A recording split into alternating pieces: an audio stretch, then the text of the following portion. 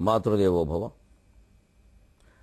పాలు ద్రావెడు బుద్ధి చాలదేనా తల్లి, చేదు మృంగగ నేర్చు చిత్తమిమ్మ.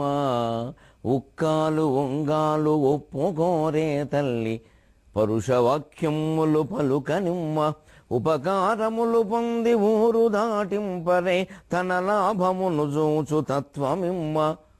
ఉయ్యాలలో గంగ ఓర్వలేరే తల్లి, దయ్యాలను గించు దర్పమిమ్మ. క్రొత్త బుద్ధులెల్ల గుర్రమ్ములై సాగ, పాత ధర్మ శకట పథమదేల. మొండి మనసునిచ్చి గండాలు దాటించి, నిలువ నీవే తల్లి నిత్యమల్లి. నిలువ నీవే తల్లి నిత్యమల్లి.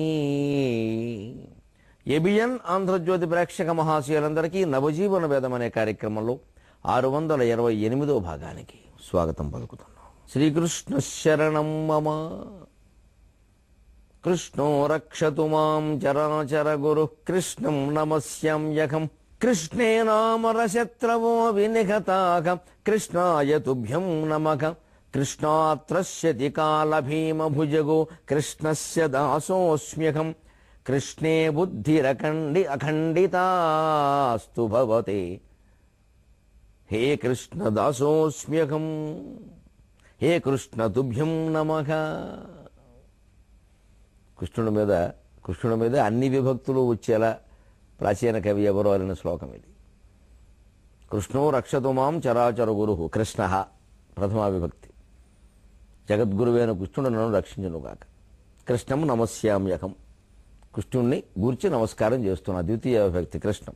కృష్ణేన అమరశత్రవో వినిహతాః, కృష్ణుడి చేతనే రాక్షసులందరూ సంహరింపబడ్డారు. కృష్ణేన తృతీయ విభక్తి. కృష్ణాయ తుభ్యం నమః, కృష్ణుని కొరకు నమస్కారము చతుర్థి విభక్తి. నమస్కారంలో చతుర్థి వాడతారు సాధారణంగా. కృష్ణాత్ త్రస్యతి కాలభీమ భుజగ, కాలం అనేటువంటి భయంకరమైన సర్పం కృష్ణుడి వలన భయపడుతుంది. కృష్ణాత్ పంచమీ విభక్తి. కృష్ణస్య దాసోస్మి అహం, కృష్ణుని యొక్క దాసుణ్ణే నేను. కృష్ణే భక్తి అఖండిత భవతుమే, కృష్ణుని యందు నాకు అఖండితమైన భక్తి కలుగునుగాక. కృష్ణే సప్తమి విభక్తి. హే కృష్ణ సంబోధన విభక్తి. మళ్ళీ హే కృష్ణ తుభ్యం నమః. ఇలా చమత్కారంగా చెప్పారు. అటువంటి కృష్ణుడికి నమస్కారం చేసి మనం కృష్ణావతార ఘట్టాలని, కృష్ణుని రంగులోనే ఉండేటువంటి సముద్రం ఎలా వర్ణించిందో చూద్దాం. ఒక 3 పద్యాల్లో అనేక రకాల కథలన్నింటినీ, విస్తృతమైన వాటిని సంక్షిప్తంగా తీసుకోవడం జరిగిందండి ఇందులో. ఎందుకంటే మొత్తం మానవ జీవన మహేతిహాసం అంతా చెబుతున్నప్పుడు ప్రాచీనమైనవి చెప్పాలి. అలాగని ఇంకా వివరంగా చెప్పడం మొదలు పెడితే ఎంతకీ అవదేది. పైగా వివరంగా చెప్పడమే కాకుండా ఈ కవులకి ఒక చాపల్యం ఉంటుంది. ఆయనది రాశాడు కానీ నేనైతే ఇంకా బాగా రాస్తా అని ఉంటుంది. అందుకోసం ఆ ఘట్టం అంతా మళ్ళీ రాస్తారు. ఎంత రాసినా అది ఆ పాత వాళ్ళకే పేరు వస్తుంది, మళ్ళీ కొత్త వాళ్ళకు రాదు. ఇది మహాకవుల విషయంలోనే జరిగింది. అంటే రాసిన వాళ్ళు, కొత్తగా రాసిన వాళ్ళు కూడా మహాకవులైనా పాత కవులకు వచ్చినంత పేరు వీళ్ళకి రాలేదు. అదంతే. అది తిక్కన గారు భారతం చాలా గొప్పగా రాశాడు. ఊరే సరదాకు ఒక విషయం చెబుతాను. ఎవరిని తక్కువ ఎక్కువ కాదు, మనకి అందరూ ఒకటే, తక్కువ చేయడం కాదు. భారతం చాలా గొప్పగా రాశాడు, ఇంకా అంతకుమించి రాసేవాళ్ళు. కానీ అనుశాసనిక పర్వంలో గరుత్మంతులు అమృతాన్ని తీసుకొచ్చిన ఘట్టాన్ని మళ్ళీ ఉన్నట్టుగా మొత్తం రాశాడు. ఆది పర్వంలో నన్నయ్య గారు చెప్పారు, వితతోల్కాశని పుంజముక్కొయనగా అంటూ మళ్ళీ మొత్తం చెప్పాడు. బాగా రాశాడు ఆయన, తిక్కన గారు బాగా రాశాడు, నేను చూశాను. కానీ పేరు దానికి వచ్చింది. ఇప్పటికే అమృతాహరణ ఘట్టం మీద మాట్లాడమంటే ఎవరైనా నన్నయ్య గారి గరుత్మంతుడు ఉపాఖ్యానమే మాట్లాడతారు, తిక్కన గారిది కాదు. ఒకసారి లోకంలో ఒక రూఢి పడిన తర్వాత దాన్ని ఎంత తగ్గిద్దామన్నా సాధ్యం కాదండి. అంతకంటే వీళ్ళు వేరే ప్రయత్నం చేసుకోవడమే మంచిది అనిపిస్తుంది.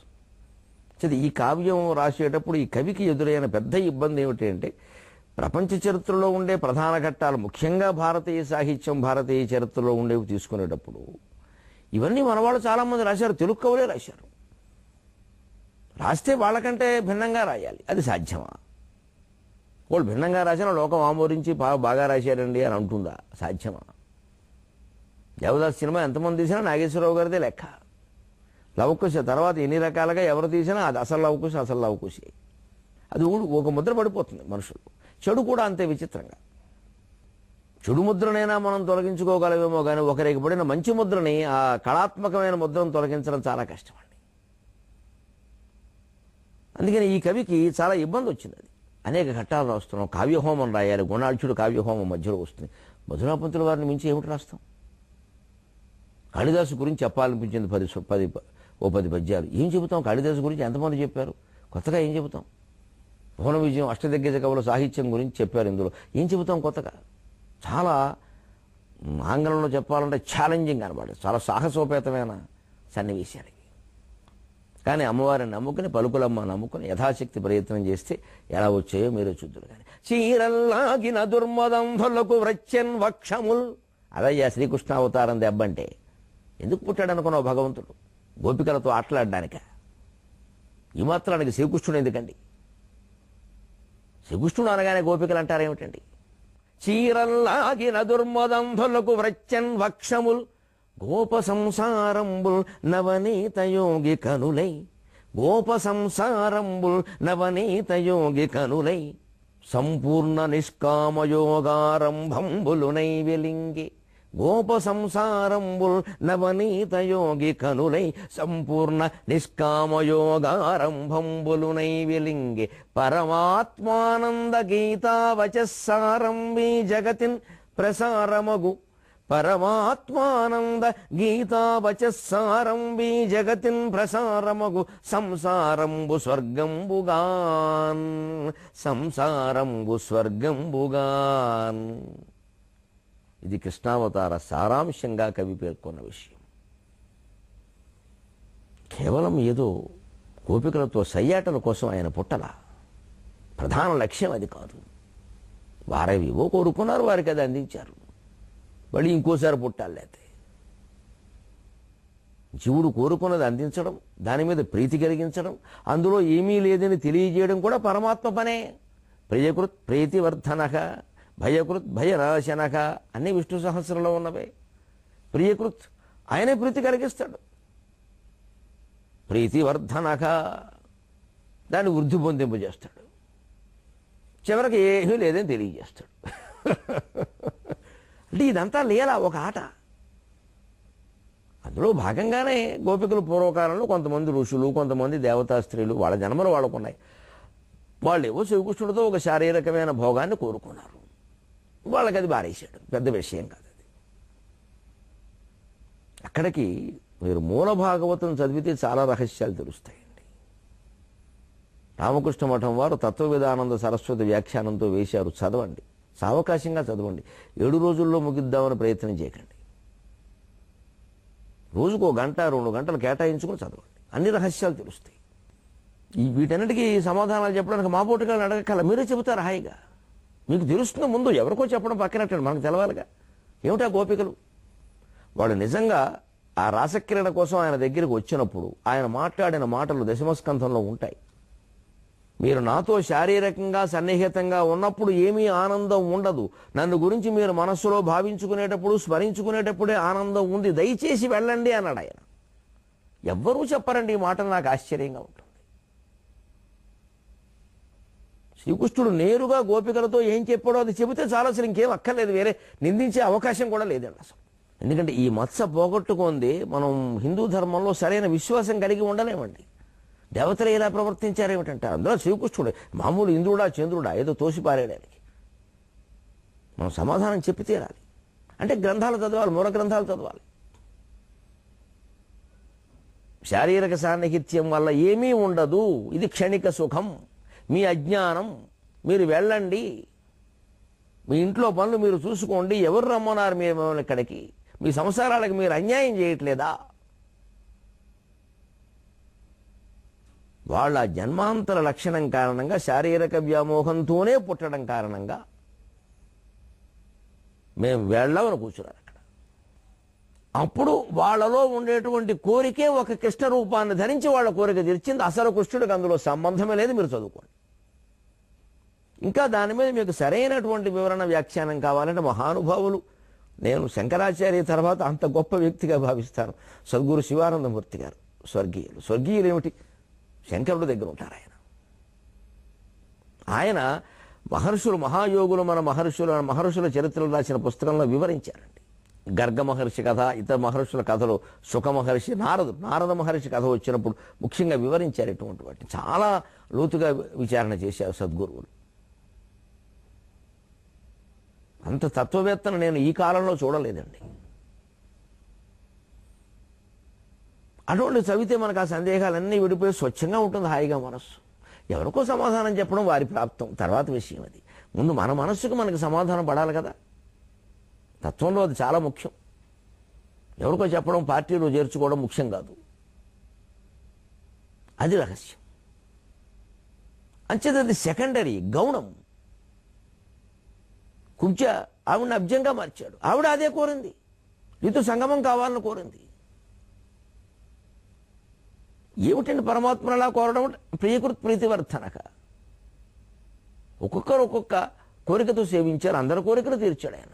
అర్ధార్థ్య అన్నాడు ఆయన, కోరికలు తీరుస్తానని చెప్పాడు ఆయన. అది ఒక మహాలీల.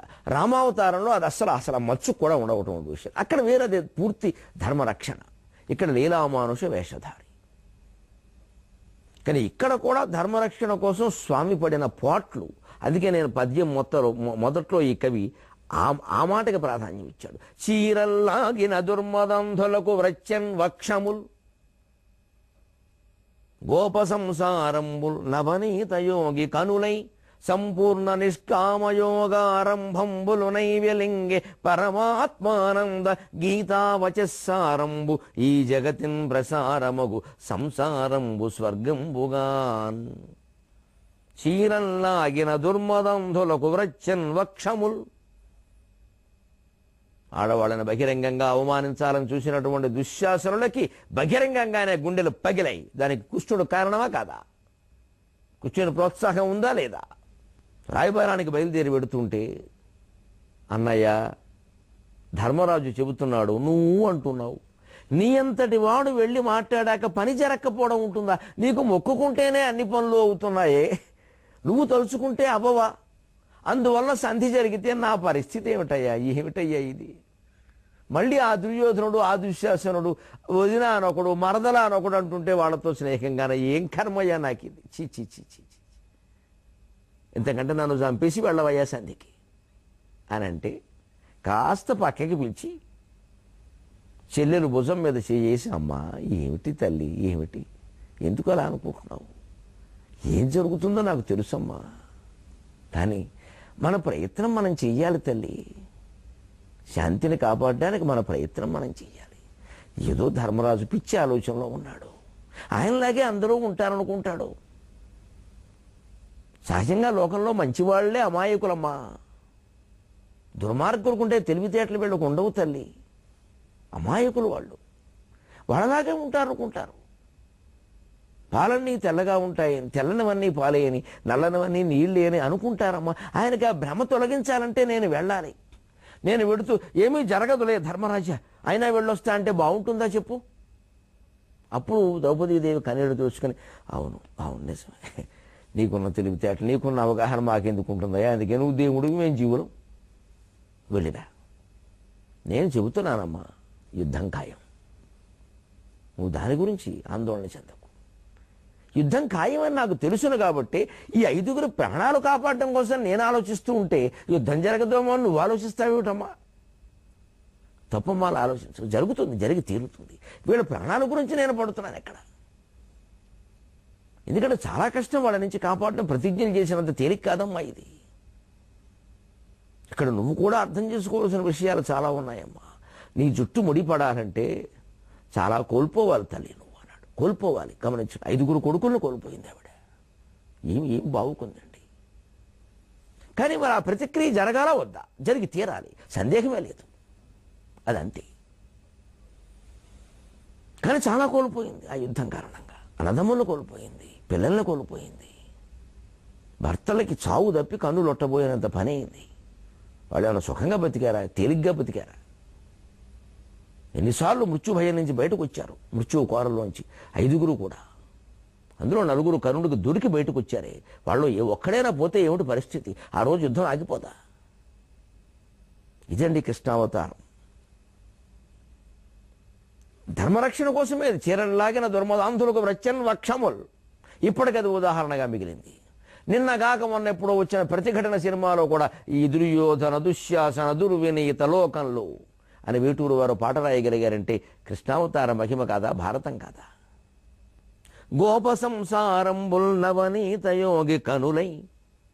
ఆ గోప సంసారాలన్నీ, గోపికలు అంటారేమిటండి? గోపికలందరూ వయస్సులో లేరండి. భాగవతం చదువుకోండి దయచేసి.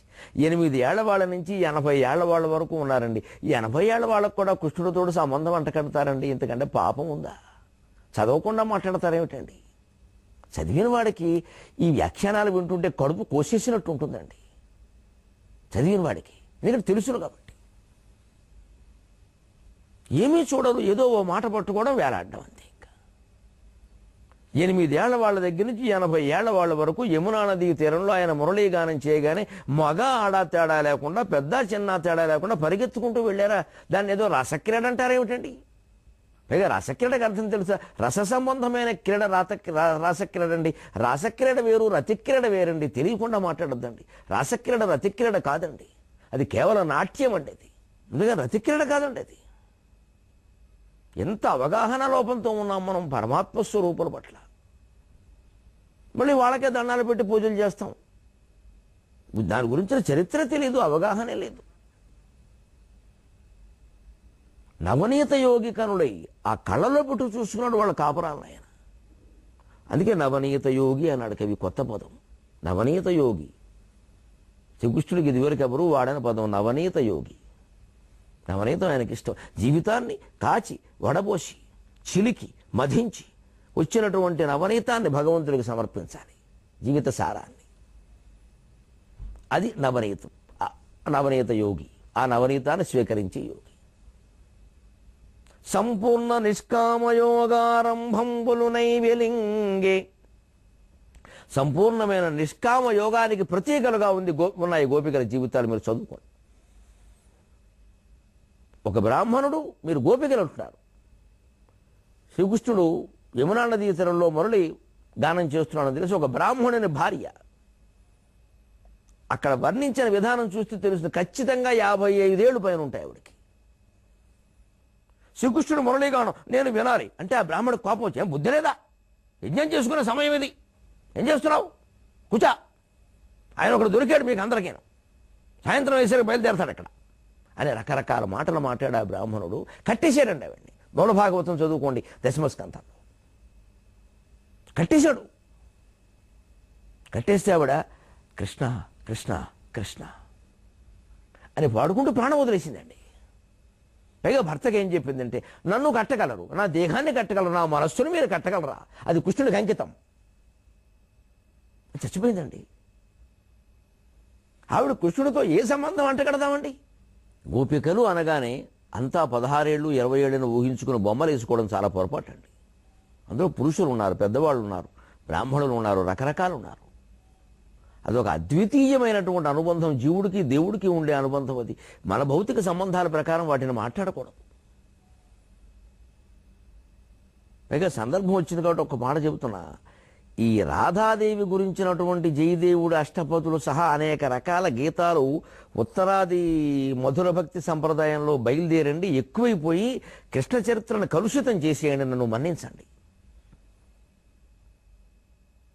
ధర్మరక్షణ కోసం పుట్టినటువంటి అవతారంలో ప్రేమ అనేటువంటిది ఒక ఊరికే ఒక భాగం. అది ప్రధానమైపోయిందండి. అది కూడా కామం. ఇంకేవో ఇంకా సావేరహే తవదీన అన్నం, అక్కడ కూర్చున్నారన్న వాళ్ళ అవయవాలన్నీ వర్ణించడం, చందన చర్చిత నీలకళేబర గోపీ పీన పయోధర మర్దన, ఇంక చికాకు మాటలనేనండి. ఇవి సగం పాడు చేసేయండి అసలు కృష్ణావతారాన్ని. వీళ్ళ భక్తి కోసం వీళ్ళు రాసుకున్న గీతాలు ఏమైనాయంటే మొత్తం భాగవతాన్ని కృష్ణుడిని అర్థం కాకుండా చేసేయండి. ఇంత చేస్తే ఈ రాధ 1000 కళ్ళు పెట్టుకుని వెతికితే మీకు భాగవతంలో దొరకదండి. వీడ అంత ఆకాశంలో నిలబెట్టారు రాధను తీసుకెళ్ళి. ముఖమాటం లేకుండా చెబుతున్న కృష్ణాలయంలో కళ్యాణం చేస్తే దయచేసి రుక్మిణి కళ్యాణం చేయండి, రాధా కళ్యాణం కాదు చేయవలసింది. సంప్రదాయం నిలబెట్టాలి, సంసారాలు బాగుండాలి. రుక్మిణి కళ్యాణం అని చేయవలసింది. గ్రహించవలసిన విధానమే గ్రహించాలి. కల్పించినవి ఏవో రకరకాల ఎవరి భక్తి ప్రకారం వారు రాసుకున్న పాటలన్నీ కలిపి సాహిత్యం అయిపోయి అలా ఉంది కదండి ఇలా ఉంది కదండి చివరికి వ్యాస భాగవతం మూలకెళ్ళిపోయింది. గోప సంసారంబుల్ నవనీత యోగి కనులై సంపూర్ణ నిష్కామయోగారంభంబులునై వెలింగి. నిజంగా ఆ గోపికలు కృష్ణుడు వాళ్ళ ప్రేమ ఆ సన్నివేశాలు ఆ అంకిత భావాలు చూస్తే భగవద్గీతలో చెప్పిన నిష్కామ కర్మయోగానికి ఉదాహరణగా కనిపిస్తాయి. పరమాత్మానంద గీతావచస్సారంబు ఈ జగతిన్ ప్రసారమగు సంసారంబు స్వర్గంబుగాన్. ఈ సంసారాన్ని ఈ జీవితాన్ని స్వర్గం చేయడం కోసం ఆత్మానంద రస ప్రవాహమైనటువంటి గీత కృష్ణావతారం కారణంగా లోకానికి అందించబడింది. మనం 300 భాగాలు చెప్పుకున్నాం నవజీవన వేదంలో. ఇంకొక మాట, ద్వారక ముద్దు చెల్లేనట. ఈ మాట అనగానే సాహితీవేత్తలకి ఒక మాట గుర్తొస్తుంది, నాకు తెలుసు, అదే ప్రేరణ. అంతే, అంతవరకే. ద్వారక ముద్దు చెల్లెనట దానిని నాయొడి ఎందు గట్టి శ్రీదారున గీయడం జలధి తల్పము నిల్పెను దేవశిల్పి. దానిని నాయొడి ఎందు గట్టి శ్రీదారున గీయడం జలధి తల్పము నిల్పెను దేవశిల్పి. శ్రీద్వారక వాటమోచు భరతావని శోభను పెంచి నేటికిన్ మారని సాక్ష్యమయ్యే పరమాత్ముని లీలకు శేషరూపతన్. మారని సాక్ష్యమయ్యే పరమాత్ముని లీలకు శేషరూపతన్. ద్వారక ముద్దు చెల్లెనట, ద్వారక ముద్దు చెల్లెలట అని చామకూర వెంకటకవి ఇంద్రప్రస్థపురాన్ని వర్ణిస్తూ రాస్తాడు. ఆ మాట దేనికి ప్రేరణ కానీ మార్చా నా అవసరం కోసం. కవి అవసరం అవుతుంది. ముద్దు చెల్లడం కాదు, ముద్దు చెల్లెలు అన్నాడు అక్కడ. ద్వారక ముద్దు చెల్లెనట. ద్వారకకి బహుశా స్వామికి శయన మందిరంగా ఉపయోగపడాలనే భావన ఉండుంటుంది. అందుకే సముద్రంలో కట్టారు ద్వారకా నగరం. ఎందుకంటే సముద్రంలోనే కదా విష్ణువు శయనిస్తాడు, క్షీరసాగర శయనుడు. అందుకని ఎప్పటి నుంచో నేను స్వామికి శయ్యగా మారాలి, స్వామికి శయ్యగా మారాలి, స్వామి నా యందు ఇలా ఉండడం ఏమిటి, పడుకోవాలి, నా దగ్గరే పడుకోవాలి, నేను శేషుల్లా మారాలి అని ఆశించుంటుంది. ఆ ముద్దు చెల్లింది, ద్వారక ముద్దు చెల్లినట. దానిని నాయుడి ఎందు గట్టి శ్రీదారునకు ఈ ఎడం జలధి తల్పము నిల్పెను దేవశిల్పి. వైకుంఠంలో భవనాలన్నీ విశ్వకర్మ కట్టాడు, నిర్మించాడంటారు. దేవశిల్పి విశ్వకర్మ. అందుకే ఇక్కడ ద్వారకా నగరం కూడా విశ్వకర్మ నిర్మించాడు. మళ్ళీ అందుకే ఆయనే ఇక్కడికి దిగొచ్చి నన్ను శేషుడితో సమానంగా చేయడం కోసం నన్ను సముద్రంలో కట్టాడు. అందుకే సముద్రం చెబుతోంది నాయుడి ఎందు గట్టి, దానిని నాయుడి ఎందు గట్టి. ఆ ద్వారకా నగరాన్ని నా ఊళ్ళో కట్టాడయ్యా. బహుశా ద్వారక ముద్దు చెల్లించడం కోసం, దాన్ని శేషుడితో సమానంగా చేయడం కోసం. నీలో ఇప్పుడు స్వామి ఉంటాడు, నువ్వు సముద్రంలో ఉండు. అప్పుడు క్షీరాసాగర శయనా అని నీ మురిపం తీరుతుంది ద్వారక అని. ద్వారక ముద్దు చెల్లించడం కోసం బహుశా విశ్వకర్మ దేవశిల్పి అక్కడి నుంచి ఇక్కడికి దిగి వచ్చి నా ఒడిలో ద్వారకా నగరాన్ని కట్టలేదా. జరాసంధుడికి భయపడ్డం ఏమిటి, దానికి కట్టుకోవడం ఏమిటి, అజ్ఞానపు మాట. శ్రీదారున గీయడం జలధి తల్పము నిల్పెను దేవశిల్పి. లక్ష్మీపతి అయినటువంటి స్వామికి వైకుంఠంలో ఉండే శేషసేనంతో సమానంగా ఇక్కడ ద్వారకన నా ఒడియందు గట్టి దేవశిల్పి తల్పాన్ని నిలిపి ఉంటాడు. భరతావని శోభను పెంచి శ్రీద్వారక వాటమౌచు. సరిగ్గా బొంబాయి దగ్గర ద్వారక, గేట్వే ఆఫ్ ఇండియా. అదే శ్రీద్వారక వాటం అని వాడాడు కవి. 21వ శతాబ్దంలో కావ్యం రాస్తే ఆ మాత్రం స్ఫురణ లేకపోతే అలాగా. శ్రీద్వారక వాటము, బ్రహ్మాండమైన వ్యాపారాలన్నీ బొంబాయి రేవులోనే. అందుకే శ్రీద్వారక వాటం. ఎప్పటికీ లక్ష్మీ స్థానం. జాగ్రత్త పడకపోతే తీవ్రవాదులు అదే మార్గంలో వస్తారు. అప్పుడు ఫ్రీ ద్వారకవాటం అవుతుంది. శ్రీద్వారం కాదు, ఫ్రీ ద్వారకవాటం. శ్రీద్వారకవాటమోచు భరతావని శోభను పెంచి. ఇప్పటికీ ద్వారక తీరం, బొంబాయి తీరం, గేట్వే ఆఫ్ ఇండియా ఎన్ని వ్యాపారాలకి నిలయమైందండి. భరతావని శోభను పెంచడం లేదా? మారని సాక్ష్యమయ్య పరమాత్ముని లీలకు శేషరూపతన్. ఈ పాదం ఎందుకోసం రాయవలసి వచ్చింది అంటే, తర్వాత ద్వారక కోసం తవ్వినటువంటి తవ్వకాలు, సముద్రంలో తవ్విన తవ్వకాలు ద్వారకా నగరం బయటపడింది. మారని సాక్ష్యమయ్యే అంటే అర్థం అది. శేషరూపతన్ అంటే ఆనాటి ఆదిశేషుడిలాగా శయ్యగా ఉపయోగపడింది శేషరూపంలో ఒక అర్థం. శేషరూపతన్ మిగిలి ఉంది శేషంగా. ఇంకా భారతీయ చరిత్ర కృష్ణావతారం అబద్ధం కాదు, పుక్కిడి పురాణం కాదు, ప్రత్యక్షర సత్యం, రామాయణ భారతాలు ఇతిహాసాలు అని చెప్పడానికి ద్వారక తవ్వకాలు సాక్ష్యం అండి. ద్వారక ముద్దు చెల్లెనట దానిని నాయుడియందుగట్టి శ్రీదారుణకి జడన్ జలధి తల్పము నిల్పెను దేవశిల్పి శ్రీద్వారక వాటమోచు భరతావని శోభను పెంచి నేటికి మారని సాక్ష్యమయ్య పరమాత్ముని లీలకు శేషరూపతన్. ఇంత వైభవంగా నడిచినటువంటి కృష్ణావతారంలో ముగింపు ఎంత దీనమండి, ఎంత దైన్యావస్థ అండి, ఎంత హృదయ భారంగా ఉంటుందండి తలుచుకుంటే. ముసిరిన గర్వబుద్ధిము నిముక్షుల నవ్వగజేసి యాదవుల్ ముసలము బుట్టి చచ్చిరి ప్రసిద్ధులు నిత్యసుర ప్రసిద్ధులై. ఎంతటి వాడికి పుట్టినా, ఎంతటి వాడిని కన్నా, ఎంతటి వాడికి భార్యలైనా ఎవరి గతి వారిది. తన వారికి ఎంత కలిగిన తన భాగ్యము తనకు సొమ్ము తథ్యము సుమతి. ముసిరిన గర్వబుద్ధి మునిముక్షులనవ్వగజేసి యాదవుల్ ముసలము బుట్టి చచ్చిరి ప్రబుద్ధులు నిత్యసురా ప్రసిద్ధులై. బిసరుకపత్ర నేత్రుడును వేసిన వేషము తీసివేయుటల్. కవి యాదవులు పోతే పోయారయ్యా, గర్వించారయ్యా, తాగి తందనాలాడారయ్యా, అబద్ధాలాడారయ్యా, మోసాలు చేశారయ్యా, పోనివయ్యా. మహర్షులను అవమానించిన వాళ్ళు బతుకుతారా? కానీ నా బాధ అది కాదయ్యా స్వామి. తన వేషాన్ని తొలగించడం నా కళ్ళతో నేను చూశానయ్యా. బిసరుకపత్ర నేత్రుడును వేసిన వేషము తీసివేయుటల్.